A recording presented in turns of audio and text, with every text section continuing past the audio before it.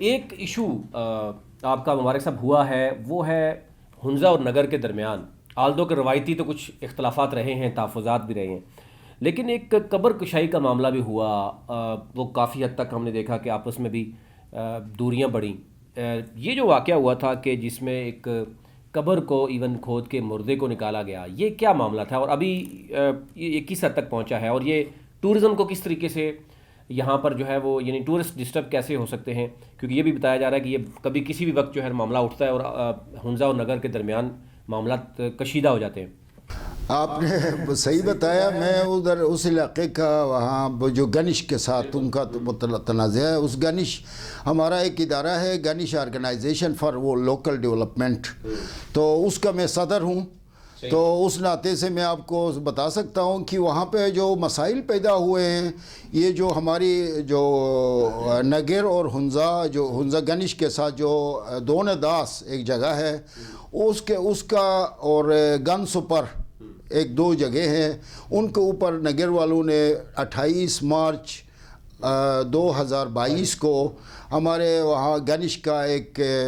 ہمارا دوست تھے، وہ فوت ہو گئے۔ ان کی جب تدفین ہوئی تو تدفین کے بعد وہ نگر کے لوگ آ کے انہوں نے قبر سے جنازہ نکال کے کراکرم ہائی وے پہ ان کو بے یار و مددگار چھوڑ دیا، اور جو ہمارے جو کچھ چند ایک لوگ جو تدفین کے لیے گئے تھے ان کو مار پیٹ کے ان کو بہت زخمی کیا وہاں پہ۔ اس کے ساتھ اس کا تنازع جب شروع، یہ تو تنازع ہے ہی نہیں نگر اور گنش کا، کیونکہ یہ 1901 اور 1904 میں جے سمتھ جو تھا وہ گلگت کا پولیٹیکل ایجنٹ تھا، اس نے میر نظیم خان، ہمارا ہنزہ کا جو میر تھا اس زمانے میں میر نظیم خان، اور اس کا جو وزیر تھا وزیر ہمایون بیگ، اور نگر کا جو میر سکندر علی خان، اور اس کا جو وزیر تھا میر خدامان، یہ ان کو ملا کے، اور دوسرے ہمارے گنش کے جو معتبرین تھے اور نگر کے جو معتبرین تھے، انہوں نے مل کے ایک 1901 میں ایک قرارداد بنایا، ایک بارڈر فیصلہ کیا۔ اسکر داس ایک جگہ ہے نگر میں، وہاں پہ بیٹھ کے اس کا فیصلہ ہوا۔ وہ ابھی تک فارسی میں لکھا ہوا ہے، اس کا ہمارا سوورن باؤنڈری وہی ہے نگر اور ہنزہ کے درمیان میں، اور اس کے مطابق ہمارا ایک جگہ ہے وہاں پہ حجت الشرائن کہتے ہیں، میں اس کو مینشن کرتا ہوں، وہاں سے لے کر آگے دو دریاؤں کا جو سنگم ہے کنفلوئنس، وہاں سے آگے نگر کی طرف 4 کلومیٹر ایک شلجنا جگہ ہے، وہاں تک یہ زمین گنش کی ہے، اور وہ اوپر جو ہمارا جو واٹر شیڈ ہے، اس واٹر شیڈ سے دوسری طرف نگر ہے، اور دریائے ہنزہ کی طرف یہ گنش کی زمین ہے یہاں پہ۔ اس میں ایک بات ہو رہی تھی کہ مردے کو قبر سے اٹھا کے باہر رکھنا، یہ اس حد تک کیوں گئے، یہ اتنے تحفظات کیوں ہیں؟ یہ تو بات پہلے ہو سکتی ہے کہ اگر بارڈر کا مسئلہ ہے ہنزہ اور نگر کا، تو میرے خیال سے وہ پاکستان اور انڈیا کا معاملہ تو نہیں ہے۔ وہ اس میں مسائل اس طرح درپیش ہوئے ہیں کہ وہ نگر والوں نے زیادہ ہیں، وہ ہم گنش والے ہمارے تقریباً 600-700 گھر ہیں، ان کے ہزاروں میں گھر ہیں، اور نگر میں بھی ہمارا سب نگر والوں کے ساتھ کوئی اس میں شراکت داری نہیں ہے۔ وہاں کے 4 گاؤں ہیں، وہاں پہ ٹوکر کھائی، چھایاں، چھملن اور تھول، یہ 4 گاؤں ہیں جن کے ساتھ ہماری حد بندی ہے۔ باقی سارے نگر والے ویسے اپنا آپ کو ملاتے ہیں یہ 4 گاؤں کے ساتھ، جس طرح گنش والوں کا گرلت اور گنش ہے، اسی طرح یہ نگر کے 4 گاؤں ہیں۔ اس کا یہ جو مسئلہ درمیان میں ہمارا 21 مارچ کو بھی ایک جھگڑا شروع ہوا وہاں پہ دونے داس پہ۔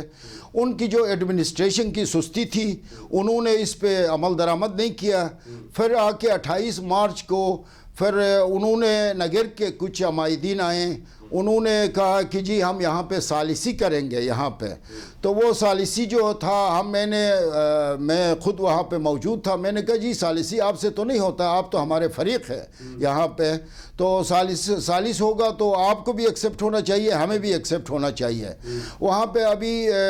اس سلسلے میں وہاں پہ ہمارا وہ ثالثوں پہ اتفاق نہ ہو سکا، اس پہ وہ زبردستی آ کے ہمارا دوست جو فوت ہوا تھا وہاں پہ ان کی تدفین کی تھی، ادھر سے تقریباً کوئی 4-5 ہزار بندوں نے آ کے गनिश पे हमला करने के लिए आए। लेकिन ये कब्र खोद के उन्होंने वो किया, उसके बाद क्या किया गया? क्या वो उसी जगह पे दफनाया गया या उनको वहाँ पे वो लाश को हमने बड़े मुश्किल से ले जाके, ऊपर से वो पथराव कर रहे थे, हमने ले जाके चंद सारे बंदे भी नहीं जा सके, चंद एक लोग जाके उन्होंने तदफीन किया।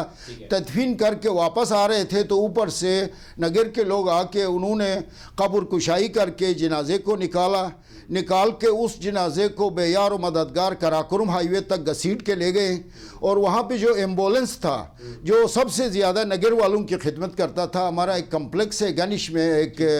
वो वहाँ से उसको भी आग लगा के उन्होंने एम्बुलेंस को भी जलाया। तो जला के वो बाद में इंतहाई पूरा हुंजा और नगर आमने सामने आ गए, लड़ाई खूनरेजी की नौबत पहुंची। वहाँ पे मैं अभी भी पहले भी मैंने शुक्रिया अदा किया, वहाँ पे कब्रिस्तान पे भी मैंने शुक्रिया अदा किया था। आगा राहत हुसैन हमारे जो अल तशीक के जो लीडर हैं गिलगित में, वो तशरीफ़ लाएँ, उन्होंने जाके अफ़वाम तफ़हीम करवा के उनकी क़ियादत में हमने दोबारा उस जनाजे को ले जाके अपने कब्र में दोबारा तदफीन की, उसी जगह पे तदफीन की। और वो जो हमारे जो कब्रिस्तान है, इस तरह की बातें चल रही हैं, अभी क्यों चल रही हैं? अभी तक मामला हल क्यों नहीं हुआ? वो जो कब्रिस्तान है वो हमारा कोई 300 साल पुराना कब्रिस्तान है वहाँ पे। अभी इस वक्त उसका केस हमारा 1992 से नगर और गनिश दोनों ने मिल के सुमैर के ख़िलाफ़ एक केस दायर किया है। नगर जो है वो डिफेंडेंट नंबर 1 है, गनिश डिफेंडेंट नंबर 2 है। हमने सिविल में हमने दरख्वास्त दायर की है और वहाँ कोर्ट में वहाँ पे उसके जो अपना बात करें, वहाँ पे जो अपना कोर्ट में हमारे बहुत सबूत के साथ उनका एक मेंबर था मिर्ज़ा हुसैन, उसने भी अपना बयान रिकॉर्ड किया था कि वाटर शेड के दूसरी तरफ गनिश है, इस तरफ नगर है। यहाँ कोर्ट में लिखा हुआ है, उनके पास रिकॉर्ड है। और ये 1904 के बाद ये मिर्ज़ा हुसैन का ये, उसके बाद वाली रियासत नगर मीर शौकत अली ख़ान ने हमें कागज़ लिख के दिया है कि ये जो वाटर शेड है ये हमारा बाउंड्री है, इसके उस तरफ नगर वालों का कोई हक़ नहीं है, वो लिख के दिया। और दूसरा एक और नगर और सुमैर के साथ एक झगड़ा शुरू हुआ है, वो उनका जो माइंस है उधर छुमर बकुर नाम का एक जगह है जहाँ पे माइनिंग होती है कुमरिंग की, वहाँ उनके ऊपर कोई तनाज़ा हुआ। तो हमारा उस ज़माने में आगा ज़िया साहब थे, आगा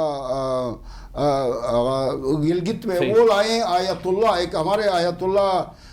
मोहसिनी साहब को जामा अहले बैत इस्लामाबाद से लेके आए हैं। उन्होंने उनका तस्फिया करवाया ऊपर छुमर बकुर का। साथ ये दोनों दास में जो मसला था हमारा नगर और गनिश का, उसका भी उन्होंने वहाँ सुमैर में बैठ के उन्होंने फतवा जारी किया, शरई तौर पे फैसला किया कि जो नगर दरियाई नगर को जो वाटर दरिया बारिश का पानी जो दरियाई नगर में गिरता है वो नगर का है, जो बारिश का पानी दरियाई हुंजा में गिरता है वो हुंजा का है। वो ये वाला उसने भी फैसला दे दिया। एक चीज़ और भी जो अमूमन डिस्कस होती है, नगर वाले ये समझते हैं कि हुंजा वाले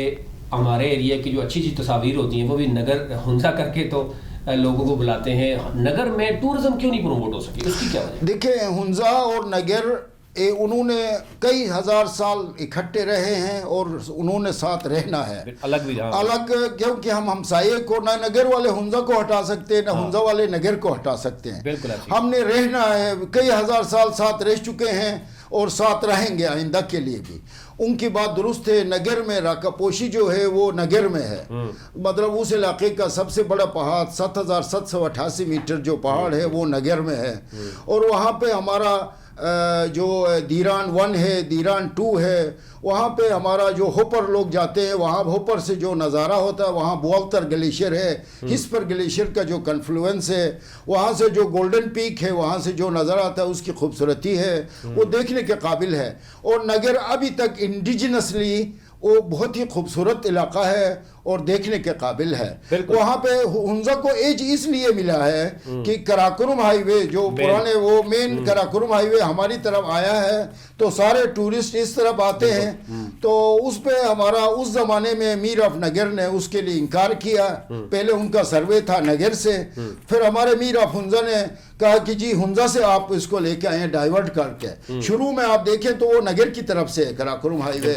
और उसका देखें वो यहाँ से हुंजा से जो چائنا بارڈر کی طرف جو کراکرم ہائی وے ہے 1963 میں ہمارے میر افنزا کو بیجنگ لے گیا بھٹو صاحب، ذوالفقار علی بھٹو ان کو بیجنگ لے جا کے میر افنزا، کیونکہ ہمارا انڈیپینڈنٹ ہمارا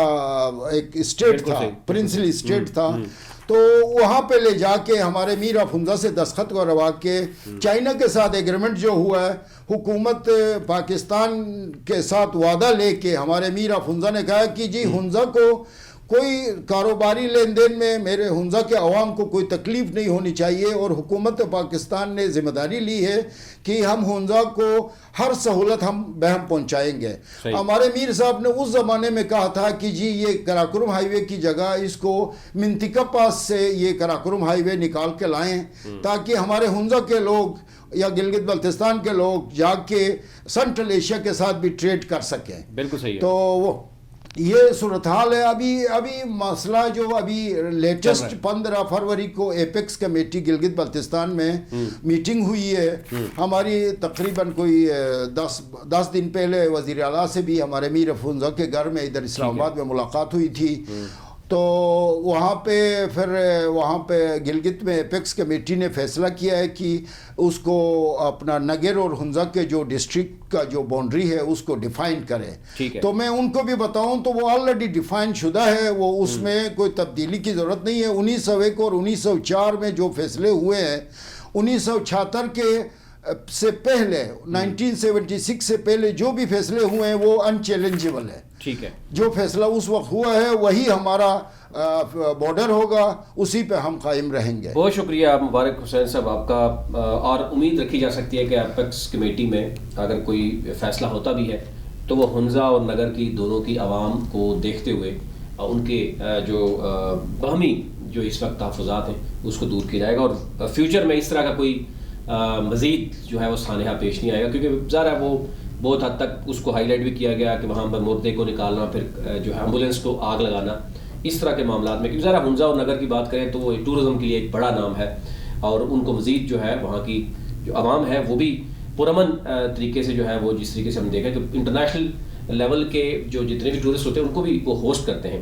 تو لیکن نیگیٹو چیزیں کچھ ڈسکس ہوتی ہیں تو وہ نہیں ہونے چاہیے۔ ابھی تک لیے اتنا ہی، اپنا اپنے ملک کا خیال رکھیے، اور آنے کے بعد بہت شکریہ۔